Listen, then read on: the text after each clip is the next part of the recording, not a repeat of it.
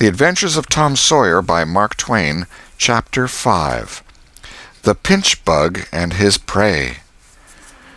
About 10:30, the cracked bell of the small church began to ring, and presently the people began to gather for the morning sermon.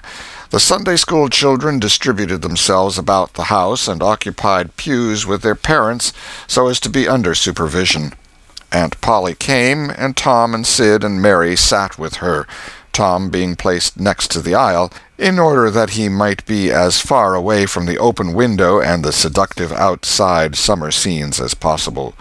The crowd filed up the aisles, the aged and needy postmaster, who had seen better days, the mayor and his wife, for they had a mayor there among other unnecessaries, the justice of the peace, the widow Douglas, fair, smart, and 40, a generous, good-hearted soul and well-to-do, her hill mansion the only palace in the town, and the most hospitable and much the most lavish in the matter of festivities that St. Petersburg could boast, the bent and venerable Major and Mrs. Ward, Lawyer Riverson, the new notable from a distance.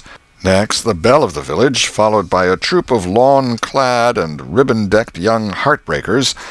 Then all the young clerks in town in a body, for they had stood in the vestibule sucking their cane-heads, a circling wall of oiled and simpering admirers, till the last girl had run their gauntlet. And last of all came the model boy, Willie Mufferson, taking as heedful care of his mother as if she were cut glass. He always brought his mother to church, and was the pride of all the matrons. The boys all hated him. He was no good. And besides, he had been thrown up to them so much. His white handkerchief was hanging out of his pocket behind, as usual on Sundays, accidentally. Tom had no handkerchief, and he looked upon boys who had as snobs.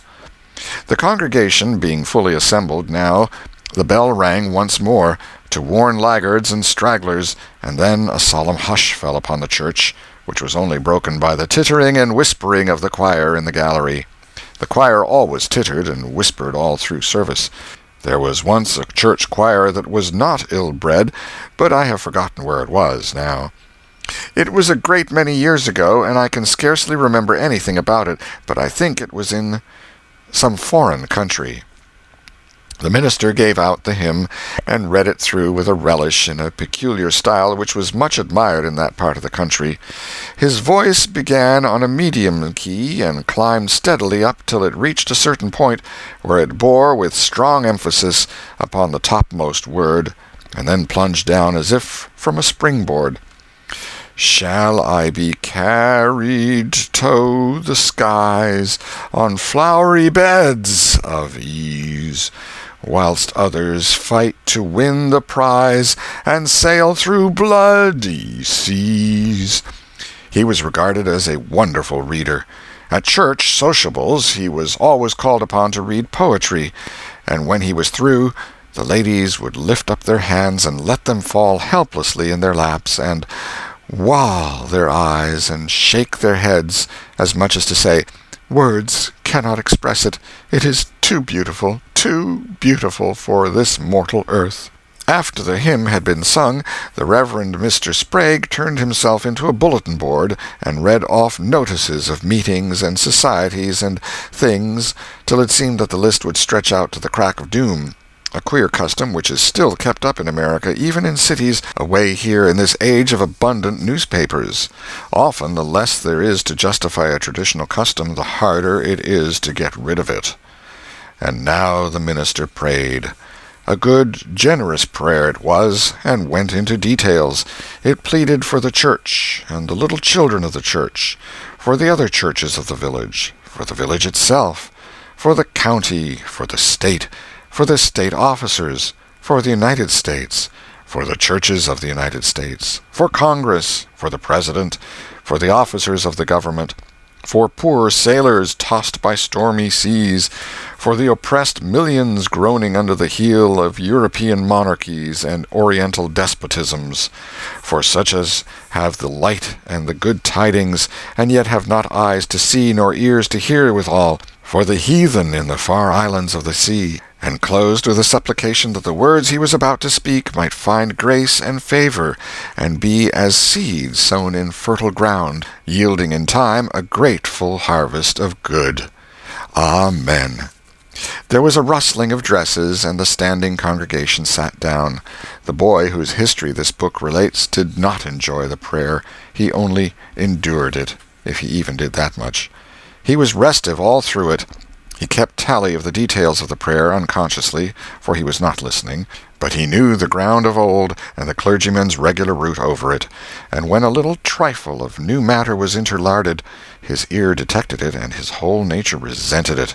He considered additions unfair and scoundrelly. In the midst of the prayer a fly had lit on the back of the pew in front of him, and tortured his spirit by calmly rubbing its hands together, embracing its head with its arms, and polishing it so vigorously that it seemed to almost part company with the body, and the slender thread of a neck was exposed to view. Scraping its wings with its hind legs, and smoothing them to its body as if they had been coat-tails, going through its whole toilet as tranquilly as if it knew it was perfectly safe, as indeed it was, for as sorely as Tom's hands itched to grab for it, they did not dare. He believed his soul would be instantly destroyed if he did such a thing while the prayer was going on. But with the closing sentence his hand began to curve and steal forward, and the instant the Amen was out, the fly was a prisoner of war. His aunt detected the act and made him let it go. The minister gave out his text and droned along monotonously through an argument that was so prosy that many a head by and by began to nod, and yet it was an argument that dealt in limitless fire and brimstone and thinned the predestined elect down to a company so small as to be hardly worth the saving. Tom counted the pages of the sermon. After church he always knew how many pages there had been, but he seldom knew anything else about the discourse. However, this time he was really interested for a little while. The minister made a grand and moving picture of the assembling together of the world's hosts at the millennium, when the lion and the lamb should lie down together and a little child should lead them. But the pathos, the lesson, the moral of the great spectacle were lost upon the boy. He only thought of the conspicuousness of the principal character before the onlooking nations.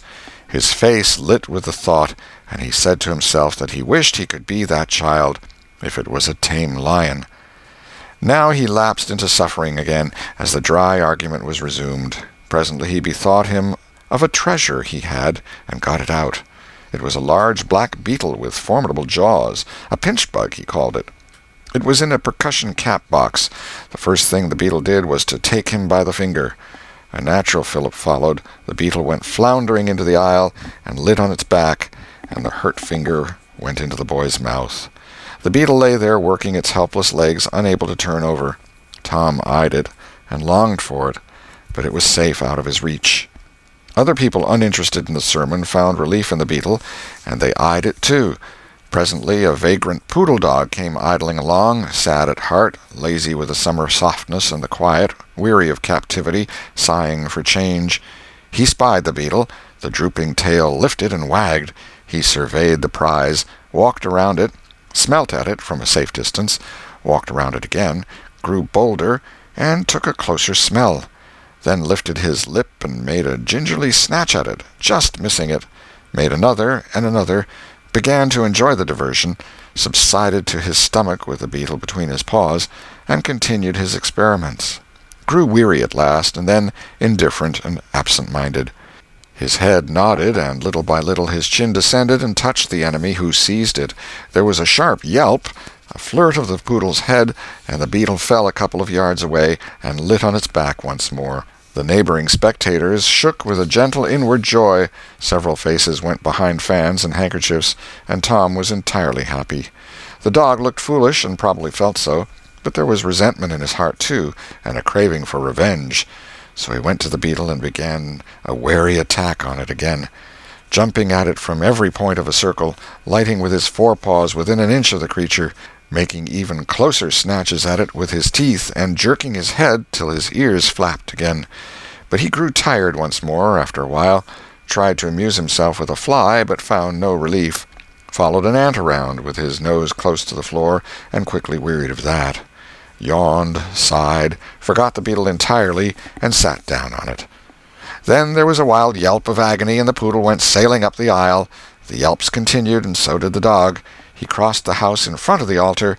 He flew down the other aisle. He crossed before the doors. He clambered up the home stretch. His anguish grew with his progress, till presently he was but a woolly comet moving in its orbit with the gleam and the speed of light.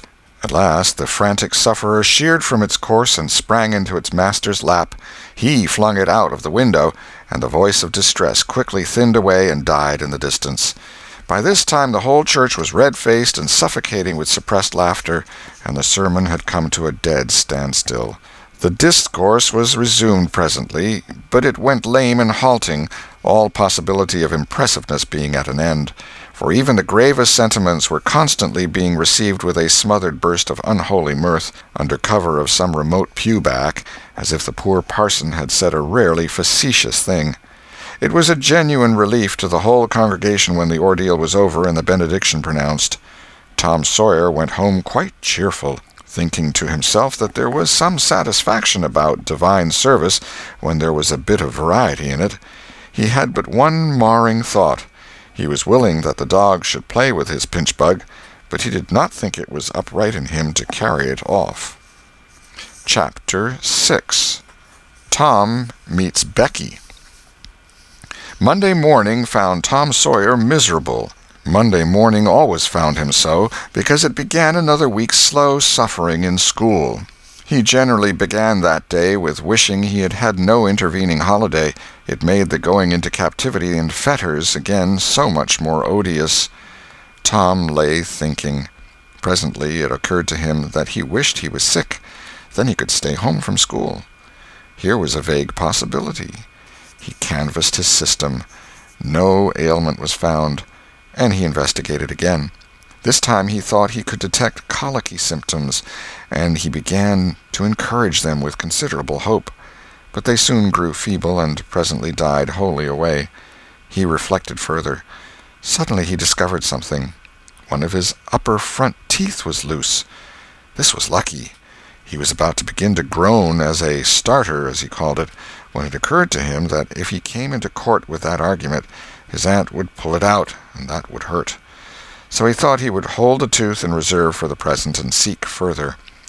Nothing offered for some little time, and then he remembered hearing the doctor tell about a certain thing that laid up a patient for 2 or 3 weeks and threatened to make him lose a finger. So the boy eagerly drew his sore toe from under the sheet and held it up for inspection. But now he did not know the necessary symptoms. However, it seemed well worth while to chance it, so he fell to groaning with considerable spirit. But Sid slept on unconscious. Tom groaned louder, and fancied that he began to feel pain in the toe. No result from Sid. Tom was panting with his exertions by this time. He took a rest, and then swelled himself up and fetched a succession of admirable groans. Sid snored on. Tom was aggravated. He said, "Sid! Sid!" and shook him. This course worked well, and Tom began to groan again. Sid yawned, stretched, then brought himself up on his elbow with a snort, and began to stare at Tom. Tom went on groaning, and Sid said, "Tom! Say, Tom!" No response. "Here, Tom! Tom! What is the matter, Tom?" And he shook him and looked in his face anxiously. Tom moaned out, "Oh, don't, Sid!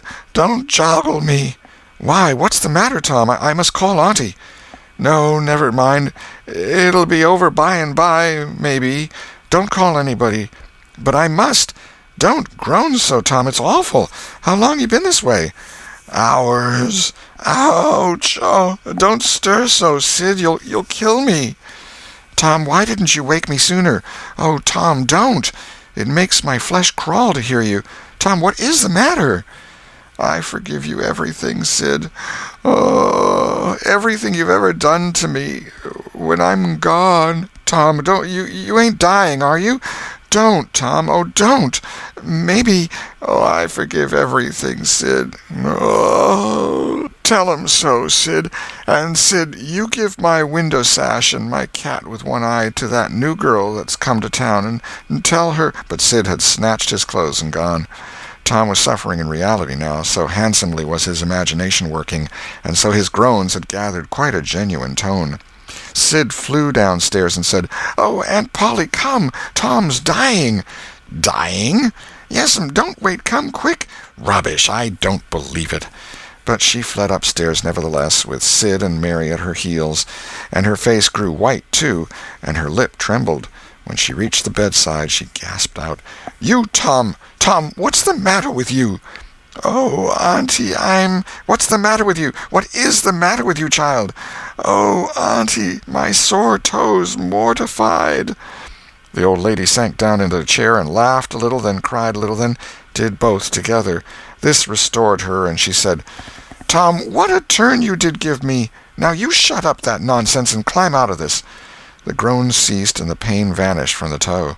The boy felt a little foolish, and he said, "Aunt Polly, it seemed mortified, and it hurt so I never minded my tooth at all."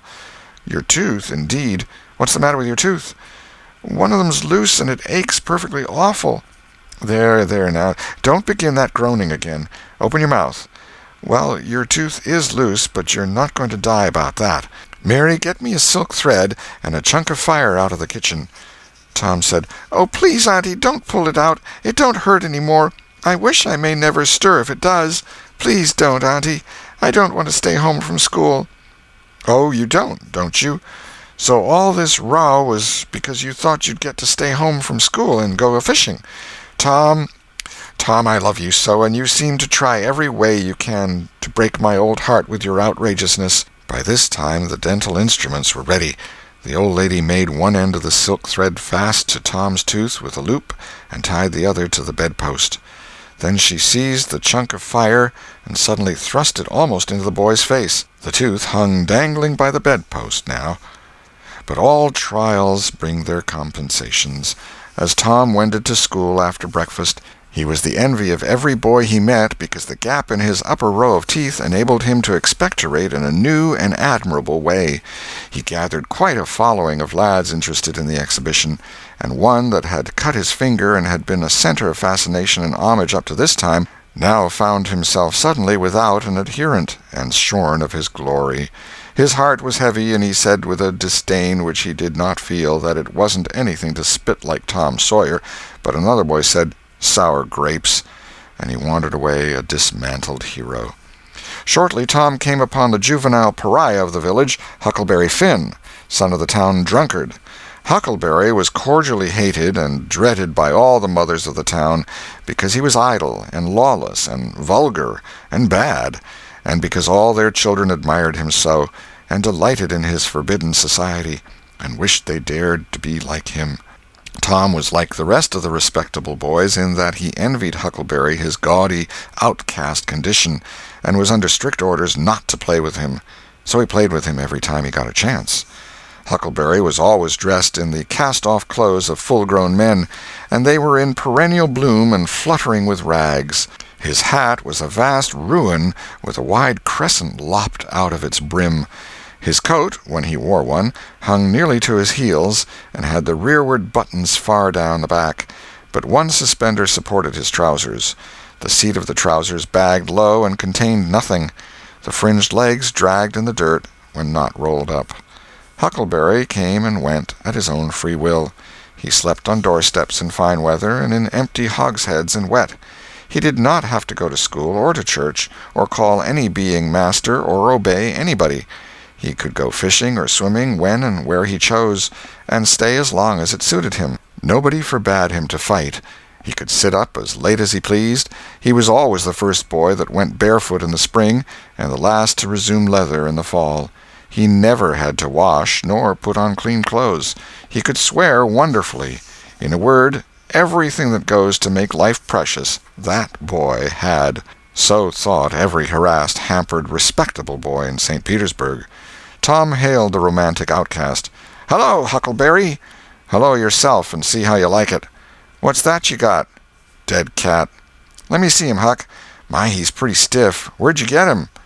"Bought him off a boy." "What'd you give?" "I give a blue ticket and a bladder that I got at the slaughterhouse." "Where'd you get the blue ticket?" "Bought it off Ben Rogers 2 weeks ago for a hoopstick."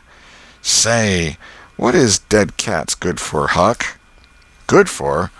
Cure warts with." "No, is that so? I know something that's better." "I bet you don't. What is it?" "Why, spunk water." "Spunk water? I wouldn't give a dern for spunk water." "You wouldn't you? Do you ever try it?" "No, I hain't. But Bob Tanner did." "Who told you so?" "Why, he told Jeff Thatcher, and Jeff told Johnny Baker, and Johnny told Jim Hollis, and Jim told Ben Rogers, and Ben told a nigger, and the nigger told me. There now." "Well, what of it? They'll all lie. Leastwise, all but the nigger. I don't know him. But I never see a nigger that wouldn't lie." "Shucks. Now you tell me how Bob Tanner done it, Huck." "Why, he took and dipped his hand in a rotten stump where the rainwater was." "In the daytime?" "Certainly." "With his face to the stump?" "Yes. Least I reckon so." "Did he say anything?" "I don't reckon he did. I don't know." "Aha! Talk about trying to cure warts with spunk water such a blame fool way as that. Why, that ain't going to do any good. You got to go all by yourself to the middle of the woods where you know there's a spunk water stump, and just as it's midnight, you back up against the stump and jam your hand in and say, 'Barleycorn, barleycorn, Injun meal shorts, spunk water, swaller these warts,' and then walk away quick 11 steps with your eyes shut, and then turn around 3 times and walk home without speaking to anybody, because if you speak, the charm's busted." "Well, that sounds like a good way, but that ain't the way Bob Tanner done." "No, sir, you can bet he didn't, because he's the wartiest boy in this town, and he wouldn't have a wart on him if he'd known how to work spunk water. I've took thousands of warts off my hands that way, Huck. I play with frogs so much I've always got considerable many warts. Sometimes I take 'em off with a bean." "Yes, bean's good. I've done that." "Have you? What's your way?" "You take and split the bean and cut the wart so as to get some blood, and then you put the blood on one piece of the bean and take and dig a hole and bury it about midnight at the crossroads in the dark of the moon, and then you burn up the rest of the bean.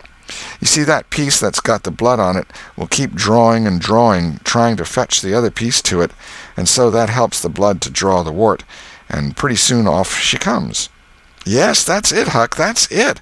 Though when you're burying it, if you say, 'Down bean, off wart, come no more to bother me,' it's better. That's the way Joe Harper does, and he's been nearly to Coonville and most everywheres. But say, how do you cure 'em with dead cats?" "Why, you take your cat and go and get in the graveyard long about midnight when somebody that was wicked has been buried. And when it's midnight a devil will come, or maybe 2 or 3, but you can't see 'em. You can only hear something like the wind, or maybe hear 'em talk. And when they're taking that feller away, you heave your cat after 'em and say, 'Devil follow corpse, cat follow devil, warts follow cat, I'm done with you.' And that'll fetch any wart." "Sounds right. Do you ever try it, Huck?" "No, but old Mother Hopkins told me." "Well, I reckon it's so, then, because they say she's a witch." "Say! Why, Tom, I know she is. She witched Pap. Pap says so his own self. He come along one day and he see she was a-witching him, so he took up a rock, and if she hadn't dodged, he'd a got her. Well, that very night he rolled off in the shed where he was a-layin' drunk and broke his arm." "Why, that's awful. How did he know she was a-witching him?" "Lord, Pap can tell easy. Pap says when they keep looking at you right stiddy, they're witching you, especially if they mumble. 'Cause when they mumble, they're saying the Lord's Prayer backwards. Say, Hucky, when you going to try the cat?" "Tonight. I reckon they'll come after old Hoss Williams tonight." "But they buried him Saturday. Didn't they get him Saturday night?" "Why, how you talk. How could their charms work till midnight, and then it's Sunday? Devils don't slosh around much of a Sunday, I don't reckon." "I never thought of that." "That's so. Let me go with you." "Of course, if you ain't afeard." "Afeard? 'Tain't likely. Will you meow?" "Yes, and you meow back, if you get a chance. Last time you kept me a-meowing around till old Hayes went to throwing rocks at me and says, 'Darn that cat,' and so I hove a brick through his window. But don't you tell." "I won't. I couldn't meow that night because Auntie was watching me, but I'll meow this time. Say, what's that?" "Nothing but a tick." "Where'd you get him?" "Out in the woods." "What'll you take for him?" "I don't know. I don't want to sell him." "All right. It's a mighty small tick, anyway." "Oh, anybody can run a tick down that don't belong to them. I'm satisfied with it. It's a good enough tick for me." "Sho, there's ticks aplenty. I could have 1,000 of 'em if I wanted to." "Well, why don't you?" "Because you know mighty well you can't.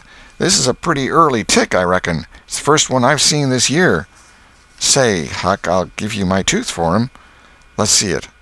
Tom got out a bit of paper and carefully unrolled it. Huckleberry viewed it wistfully. The temptation was very strong. At last he said, "Is it genuine?" Tom lifted his lip and showed the vacancy. "Well, all right," said Huckleberry. "It's a trade." Tom enclosed the tick in the percussion cap box that had lately been the pinch-bug's prison, and the boys separated, each feeling wealthier than before. When Tom reached the little isolated frame schoolhouse, he strode in briskly, with the manner of one who had come with all honest speed.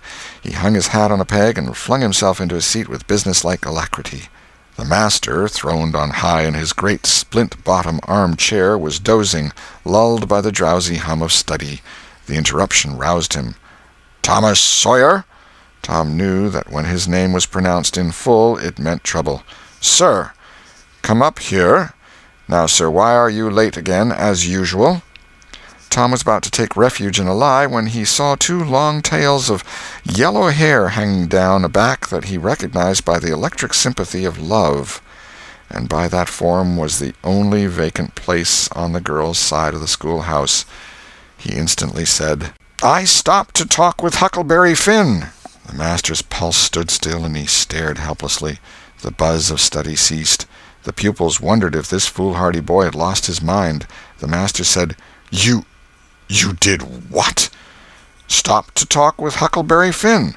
There was no mistaking the words. "Thomas Sawyer, this is the most astounding confession I have ever listened to. No mere ferule will answer for this offense. Take off your jacket."